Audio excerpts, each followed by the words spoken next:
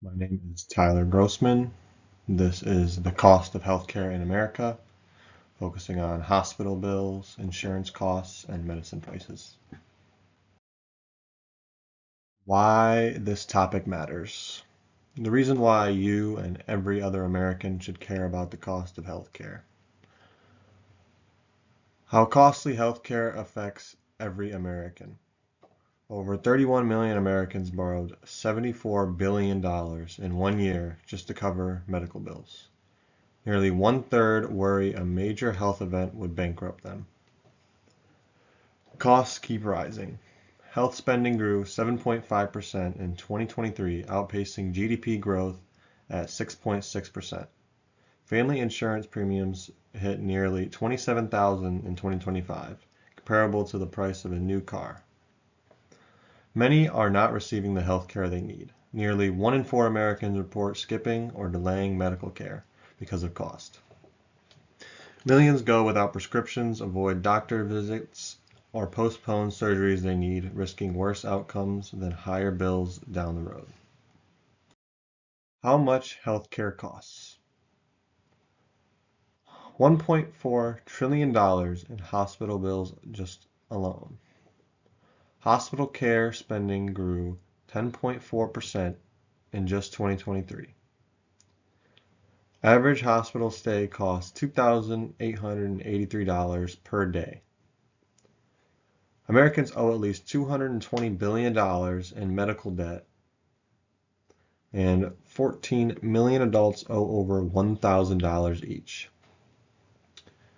$27,000 in insurance costs. Families' premium averaged $26,993 in 2025. Workers contribute $6,850 out of pocket yearly. Premiums rose 6% in 2025 alone. The average deductible for each American is $1,787 for single coverage. 400% in medical prices total. Medicine spending rose 11.4% in 2023. Ozempic costs up to 4 times more in the US compared to abroad. Drug prices far exceed production costs yearly.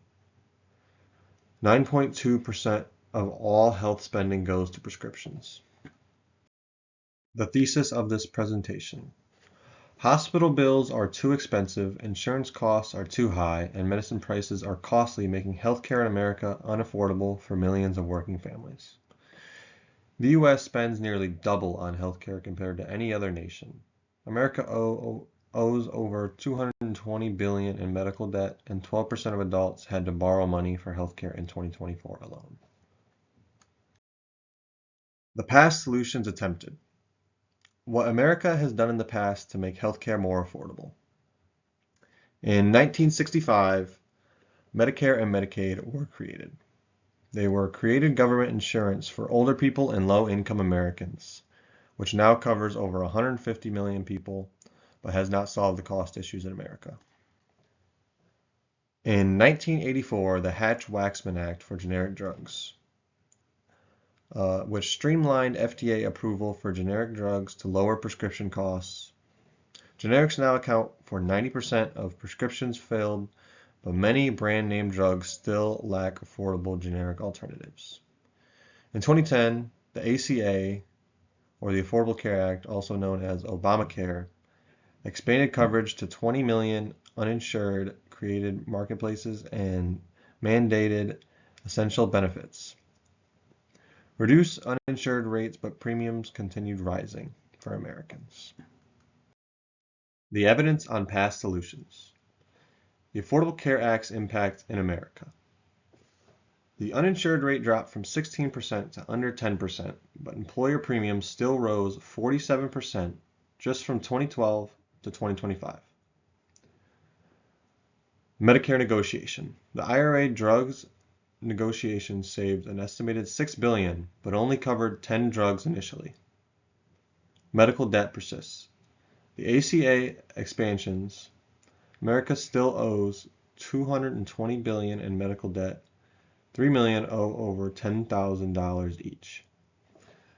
And as you can see on the left, there is an annual health spending growth rate in America chart by percentage. These are my proposed solutions. These are some ways that America can use to fix the healthcare crisis. Hospitals need to become more efficient. Hospitals become more efficient when they reduce delays, improve scheduling, and simplify how patients move through the system. Using technology like electronic records and automated check-ins helps staff work faster and avoid bottlenecks. These improvements lead to shorter wait times, better communication, and higher quality patient care. Insurance prices need to be capped. Insurance costs should have a limit so people aren't charged an unfairly high premiums. Basing prices on age alone creates unequal treatment and doesn't reflect a person's actual health or risk level. A cap system would make insurance more affordable and consistent for all Americans. Medicine companies need to become more efficient and less greedy. Medicine companies need to operate more efficiently so medicine is produced faster and at a fair cost. When companies prioritize excessive profit, it drives up prices and limits access to medicine that people need to live. Focusing on responsible prices would create a system that supports both patient health and long-term medical progress. How the U.S. compares to other countries. Per capita healthcare spending to show how America spends so much more than the other nations. The UK spends about $5,493 on average, Japan $5,250 on average, Canada about $6,300, France $6,500, Germany $8,000, and the United States, almost double of most of the countries, is at $14,885. What I thought before versus after research. I knew healthcare in America was expensive, but I assumed it was due to mostly inflation and medical school. I thought insurance wasn't as big of a deal as it was. I didn't fully understand how and why American healthcare was such a big problem compared to other countries who have it for free or at a cheaper price. After research, the data that I found changed my mind dramatically. The US doesn't just spend more, it spends nearly double other nations and gets worse outcomes. The medical debt is a great failure of our country that we need to fix. If other countries can have free and cheaper healthcare, I think we as Americans can also have the same. And that was the end. These are my works cited, and there are 11 of them total.